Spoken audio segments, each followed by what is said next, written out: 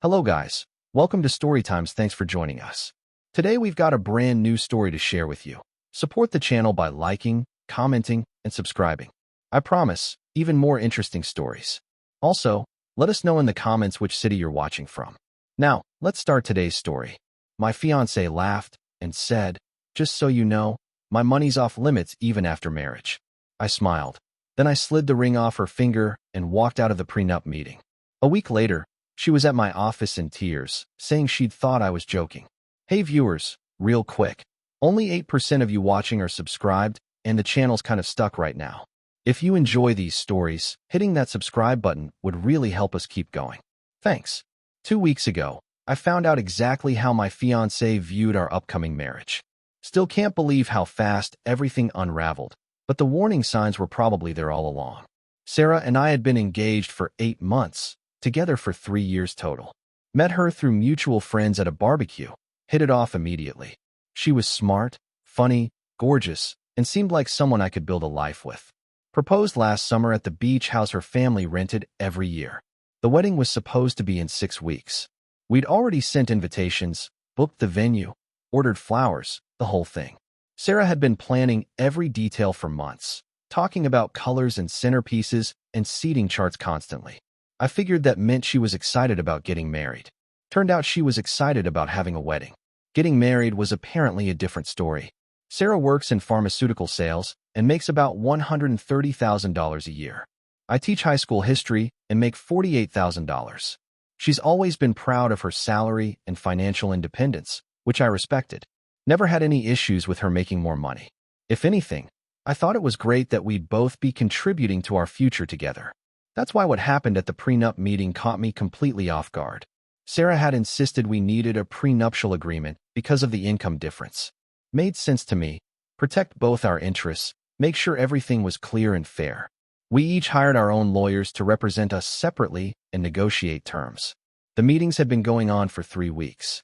Standard stuff about protecting assets acquired before marriage, how we'd handle joint purchases, what would happen if we ever divorced. Both lawyers were working together to create something fair for both of us. We scheduled what was supposed to be the final signing meeting for last Tuesday afternoon. Sarah's lawyer had incorporated all the agreed-upon terms. My lawyer had reviewed everything and given approval. Pretty routine finalizing of details we'd already negotiated. Walking into that conference room, I thought we were just putting signatures on a document that protected both of us fairly. Sarah seemed relaxed and confident, joking with her lawyer about wedding stress and honeymoon plans. Her lawyer started going through the final agreement page by page. Asset protection, debt responsibility, property ownership, all the legal framework for how our marriage would work financially. Sarah was nodding along, looking satisfied with how everything had been structured. Then we got to the section about joint financial decision making for major purchases during marriage. This had been something my lawyer insisted on including. Language about purchases over $10,000, requiring both spouses to agree. Standard marriage partnership protection, nothing unusual. Sarah's lawyer had agreed to it weeks earlier without any objection. But when her lawyer read that section aloud for final confirmation, Sarah started laughing like she'd heard the funniest joke ever. Wait, hold on. Just so you know, David, my money's off limits even after marriage. I'm not giving you veto power over how I spend my own salary. I thought she was making a joke about the formal legal language. What do you mean off limits? I mean my salary, my savings, my investment accounts. All of it stays under my complete control. I'll pay my share of household expenses, obviously, but major financial decisions about my money stay with me alone. Her lawyer looked confused. Sarah, we discussed this provision 3 weeks ago. You approved the joint decision language for large purchases. I approved it for his purchases, not mine. My lawyer spoke up. Mrs. Patterson, the agreement applies to both parties equally.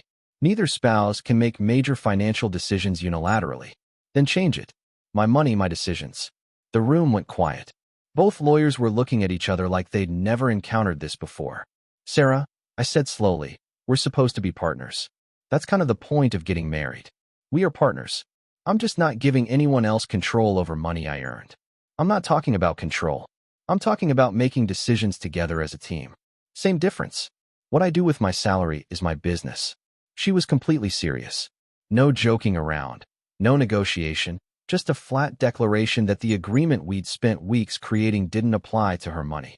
So let me understand this, my lawyer said. You want Mr. Harrison bound by joint decision requirements, but you want complete freedom to spend your money however you choose? Exactly. I've worked hard to get where I am financially. I'm not letting anyone else dictate how I spend what I earn. Sarah, that's not what marriage partnership means, I said. That's what this marriage means. Take it or leave it. The room went dead silent. Sarah was staring at me with this challenging expression, like she was daring me to object to her terms. Both lawyers were looking uncomfortable with how this was playing out. Take it or leave it.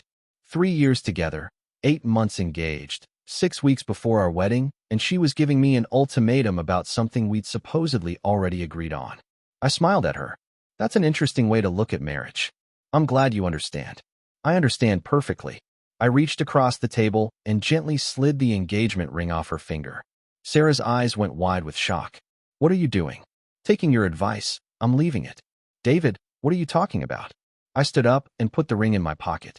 If you want complete financial independence from your spouse, you should probably stay unmarried. Makes everything much simpler. You can't be serious. I'm completely serious. You just announced that you want marriage with separate finances and no joint decision-making. That's not a marriage. That's an expensive roommate situation. David, sit down. We can modify the agreement.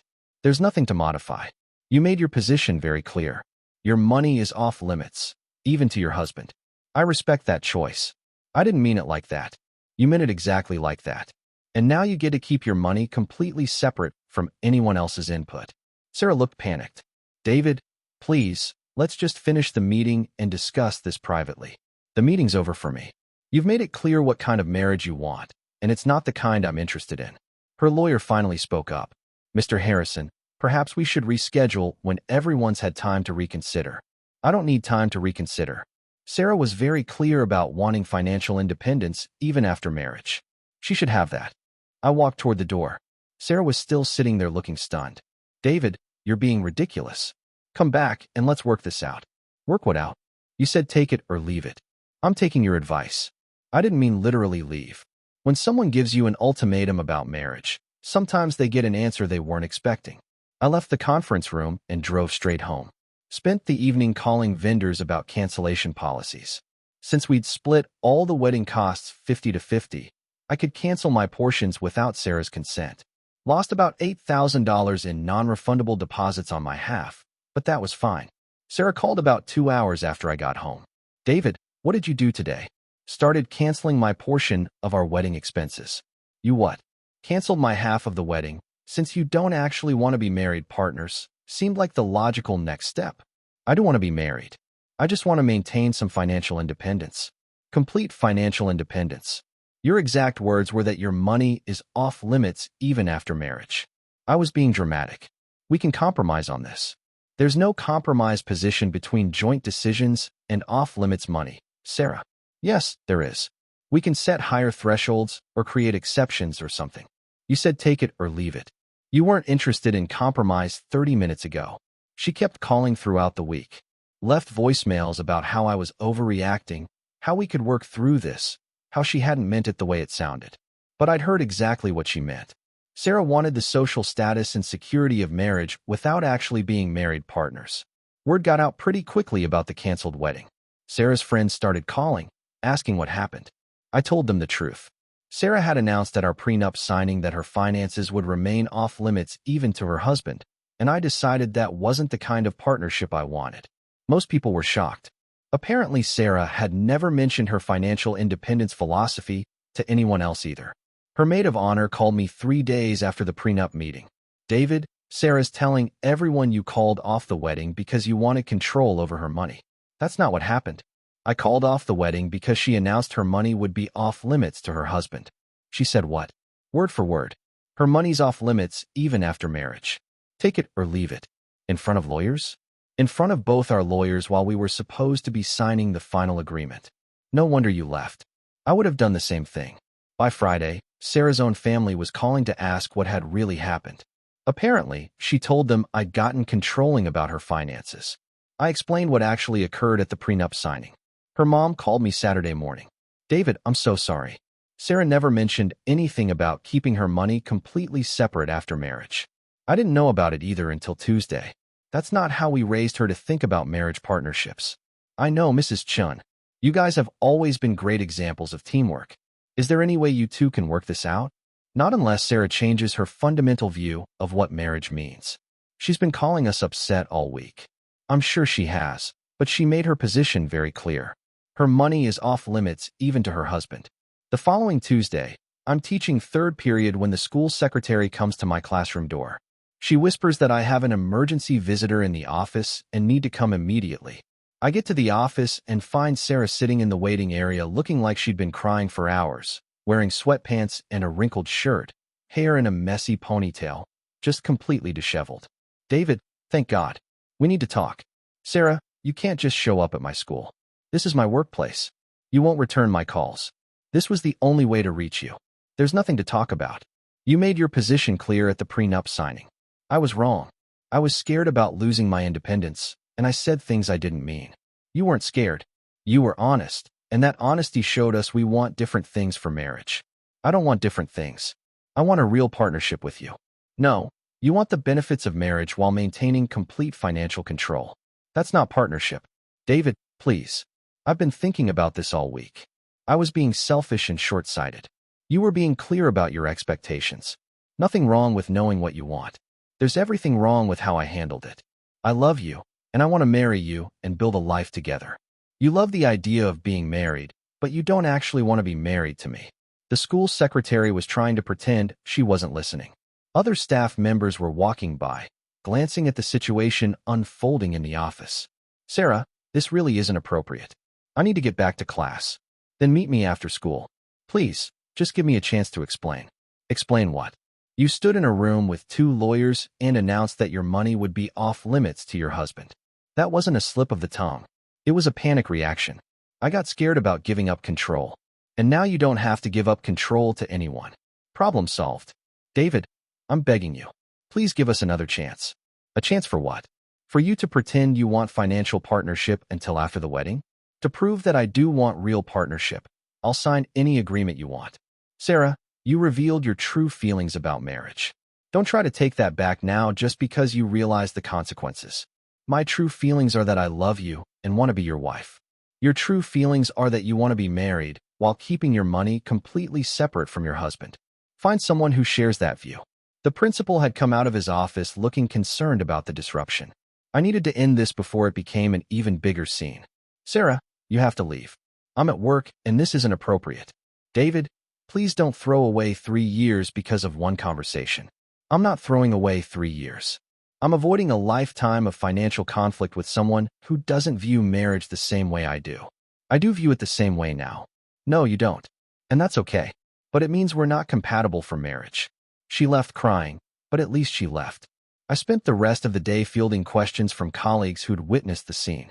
Most were supportive once they heard what had actually happened at the prenup meeting. That was a week ago. Sarah's been texting constantly about working things out, but I haven't responded. Her friends keep reaching out asking if I'll reconsider, but my position hasn't changed. If someone tells you their money is off limits even after marriage, believe them the first time. Don't wait around hoping they'll change their mind or that they didn't really mean it. Sarah showed me exactly how she viewed our future marriage. As a social arrangement where she'd maintain complete financial independence while I provided emotional partnership under joint decision restrictions. That's not a marriage. That's an unfair contract. The wedding would have cost us about $24,000 total. I lost about $8,000 in deposits on my half, but $8,000 is a bargain compared to divorcing someone who never intended to be an actual partner.